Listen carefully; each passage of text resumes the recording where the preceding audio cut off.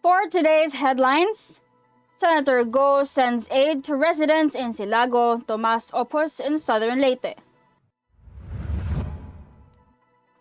Cebu City-Cordova toll bridge finished by year-end. Bongbong confirms Sara is his VP. Top rebel leader in Cagayan Valley, 5 others nabbed in QC, Bulacan raids. MMDA chief appeals for parental responsibility. PEZA, PCCI back MSME ecozones. Biden, C at loggerheads on Taiwan. Early Christmas for Central Luzon government employees. Good morning, I am Venice Bautista and you are watching Tribune News on Q. Today is November 17, 2021 and here are the latest news this Wednesday morning.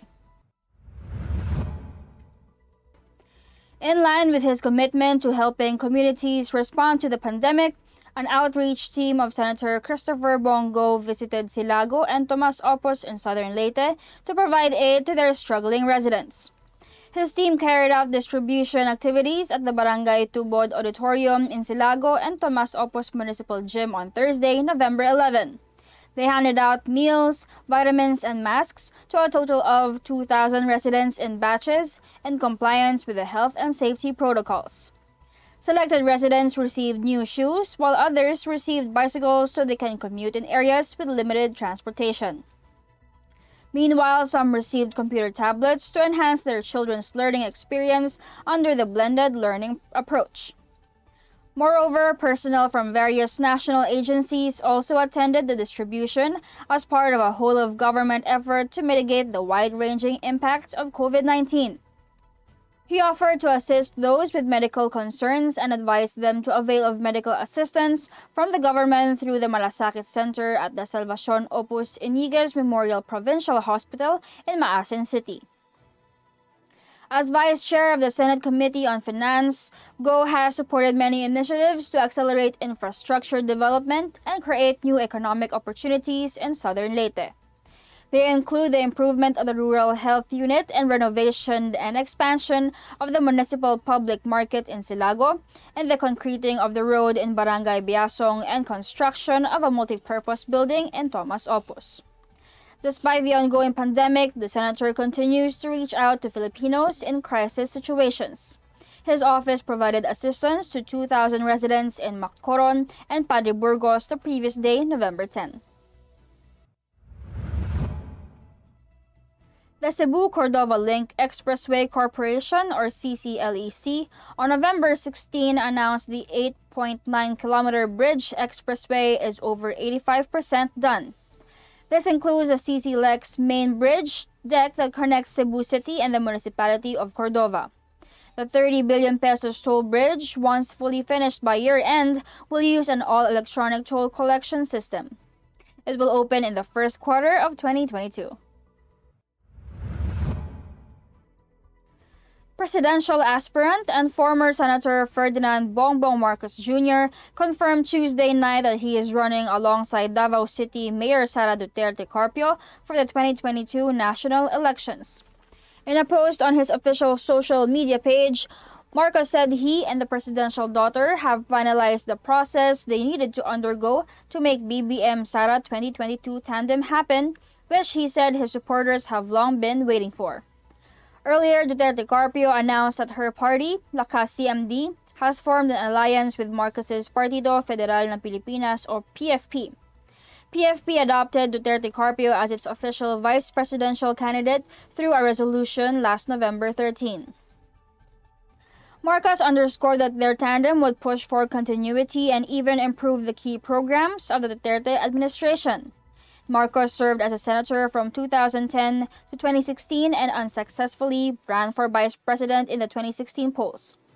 Duterte Carpio, meanwhile, served as Davao City's vice mayor from 2007 to 2010 and was elected as mayor from 2010 to 2013 and again in 2016 when her father became president. Tribune News on Q will be back after these reminders. Botomoto Halalan 2022, the Daily Tribune special coverage.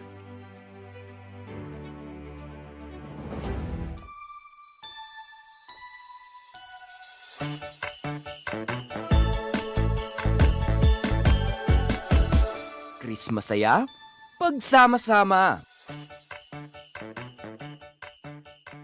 Bong, yung naumpisahan ko, tapusin mo. Mga bagong highway, tulay, tren, dapat ma-enjoy na kaagad ng mga tao yan. Kailangan lahat bakunado at laging may ayuda pag kailangan. Huwag dapat magkabalik ang mga drug lords para ligtas ang pamilya. Yung ginawa mong malasakit centers, maganda yan. Padamihin mo pa. Magkasama tayo. Tayo ang nagsimula, tuloy-tuloy lang, Bong. Botomoto Halalan 2022, the Daily Tribune special coverage.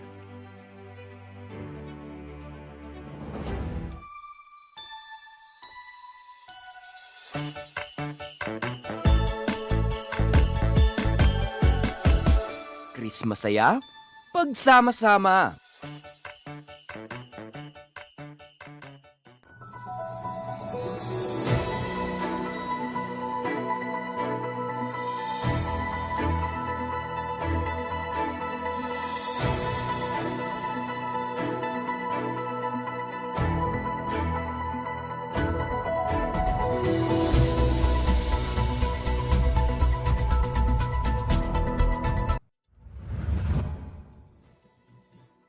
We're back on Tribune News on Q.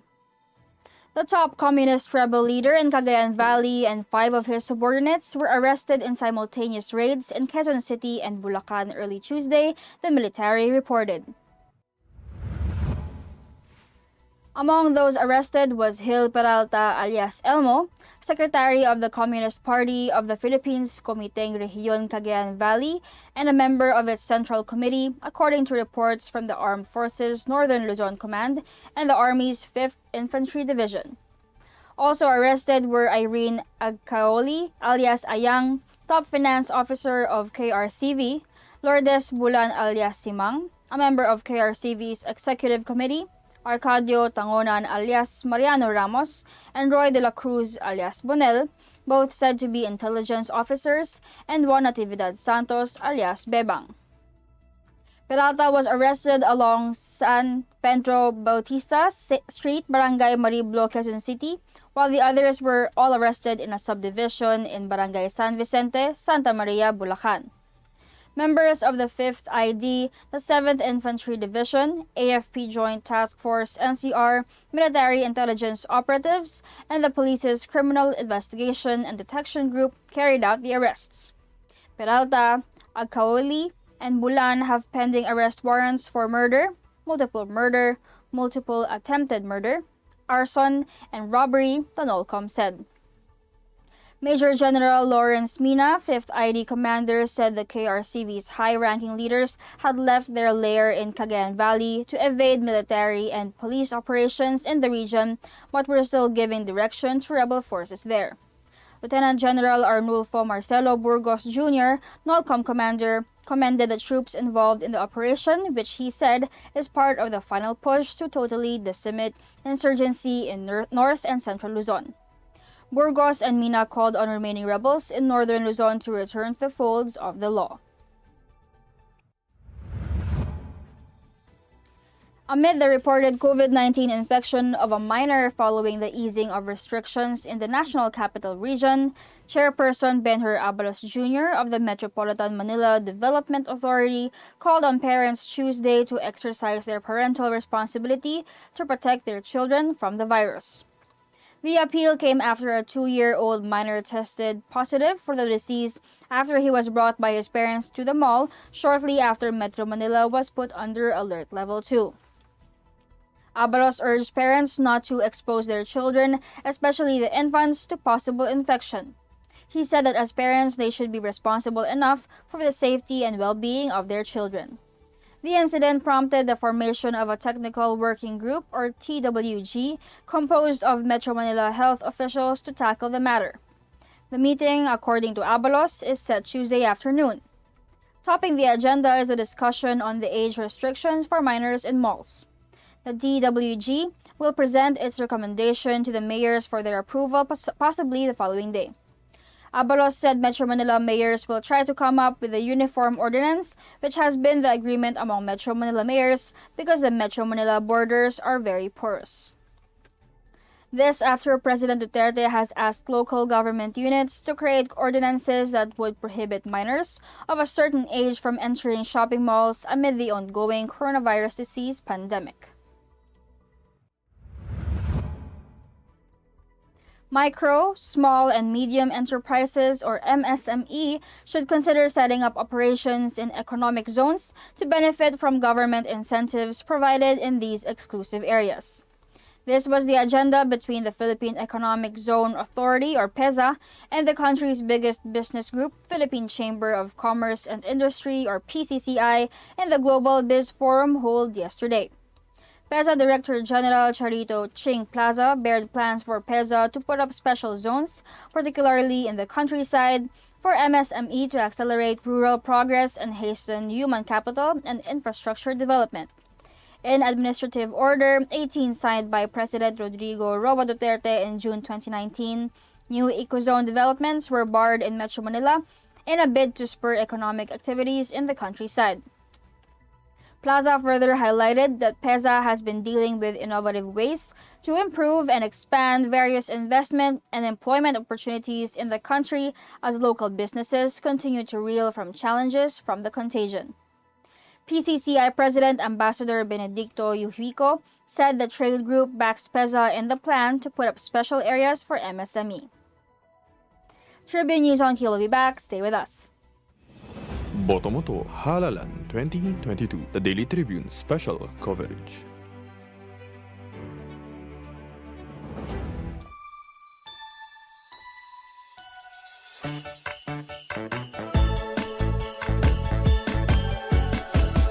Chris masaya, pagsama-sama. Ang Daily Tribune may digital shows na din. Dahil sa mas lumalaki at mas lumalakas nating tribu, handog sa inyo ng Daily Tribune ang mga programang magbibigay buhay araw-araw. Be informed at mag-good vibes tuwing umaga sa programang Gising Na. Be updated sa news and happenings sa Tribune News on Cue. Mas kilalanin pa natin ang mga paborito nyong atleta sa programang The Athletes Tribune. Alamin ang latest entertainment sa programang What's Up. Ma-inspire sa mga kwentong hatid ng Perfect. Search lang ang Daily Tribune sa inyong Facebook at Tribune Now on YouTube. See you there mga katribu! Makinig at makisali sa usapan every Friday night at 6 p.m. sa I Speak Katribu Podcast. Samahan sina Daniel at Alvin na pag-usapan ang mga relevant topic na tiyak kakarelatean nyo mga katribu. At pagdating ng Sunday at 7 p.m., Speak Your Mind with our I Speak program na sasagot sa mga tanong regarding the latest and relevant issues sa paligid natin. I-like at i-follow nyo ang Daily Tribune Facebook page at Tribune Now on YouTube para updated ka sa mga latest episode namin mga katribu.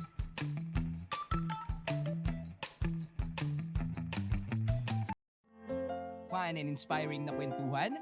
Sagot na yan ang programang Spotlight ng Daily Tribune. Makipagkwentuhan at kilalanin ng iba't ibang personalidad na kilala sa kani-kanilang larangan.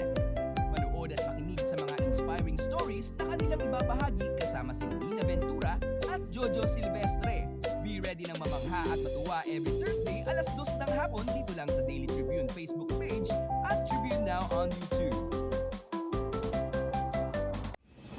Botomoto Halalan 2022, the Daily Tribune special coverage.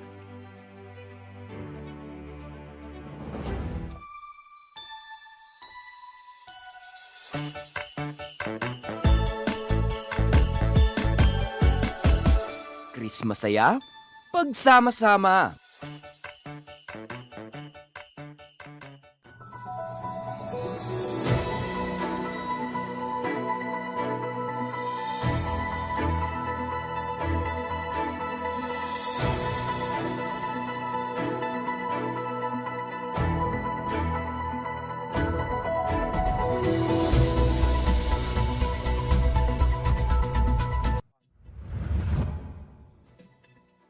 You are still watching Tribune News on Q. And for our foreign news, United States President Joe Biden and China's Xi Jinping traded strong warnings on the future of Taiwan at a virtual summit meant to establish guardrails against conflict between their rival superpowers. The video link summit, which took place late Monday in Washington and early Tuesday in Beijing, lasted a longer than expected 3.5 hours, a senior U.S. official told reporters. The conversation was respectful and straightforward.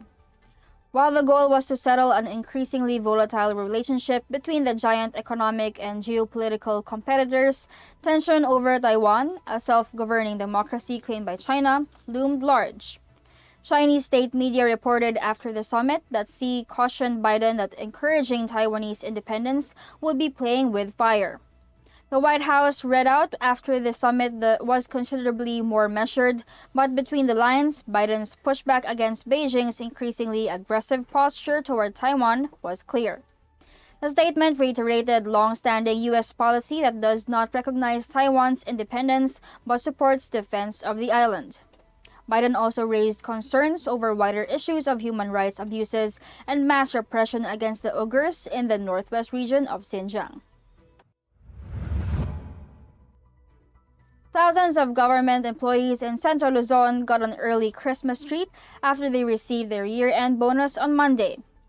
In Angeles City, Pampanga, a total of 1,316 employees of the city government received their year-end bonus equivalent to 1 month basic salary, including a 5,000 pesos cash incentive. These employees include 980 permanent employees, 321 casual employees, and 15 contractual employees. The budget to provide the bonuses to government employees were from Mayor Carmelo Lazatin Jr.'s order to the local finance committee composed of the City Budget Office, City Accounting Office, and City Treasurer's Office to prepare 32,542,494 pesos for the year-end bonus and 6,580,000 pesos for the cash gift of the 1,316 employees, which was released yesterday. Lazatin said that the employees deserve these incentives, citing that this is one of the many ways to recognize their hard work and dedication, especially during the COVID-19 pandemic. Aside from the year-end bonus and 5,000 peso cash gift, the 1,316 employees are set to receive 17,000 pesos additional benefits, including the collective negotiation agreement bonus worth 6,000 pesos, which will be released on December 14. They will also receive service recognition incentive worth 6,000 pesos on December 21 and the productivity enhancement incentive worth 5,000 pesos, which is to be released to the 1,316 workers on December 28. And that wraps up the stories this morning. Before we go, we would like to thank the SM Store, Department of Tourism, Araneta Center, MG Motors, Hina Motors, Security Bank, and Overseas Community Affairs Council member Alan Lin of Republic of China for their continued support. Again, this is Venice Bautista on Tribune News on Q, reminding you that we only have 38 days until Christmas.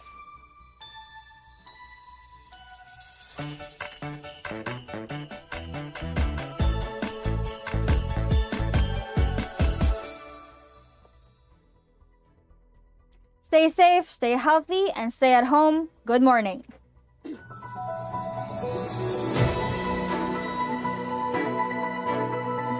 Catch the latest news on our website, tribune.net.ph. Follow us on Facebook, Twitter, and Instagram. Subscribe to our YouTube channel, Tribune Now. Download the Daily Tribune app on Apple Store for iOS and Google Play for Android to get the latest and most comprehensive news online. Daily Tribune invites you to join its Viber community, Katribu, to get updates on the hottest news on politics, business, sports, lifestyle, and entertainment. Emoticons of the Tribune mascot Tarsito are available on our community Viber.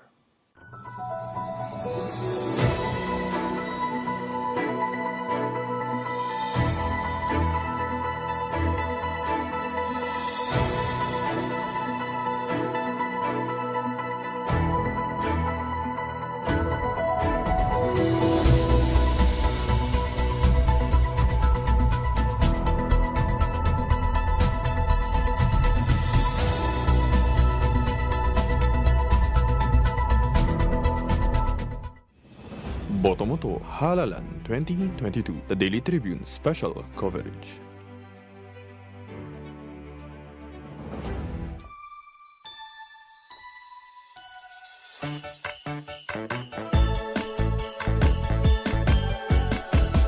Chris masaya, pagsama-sama.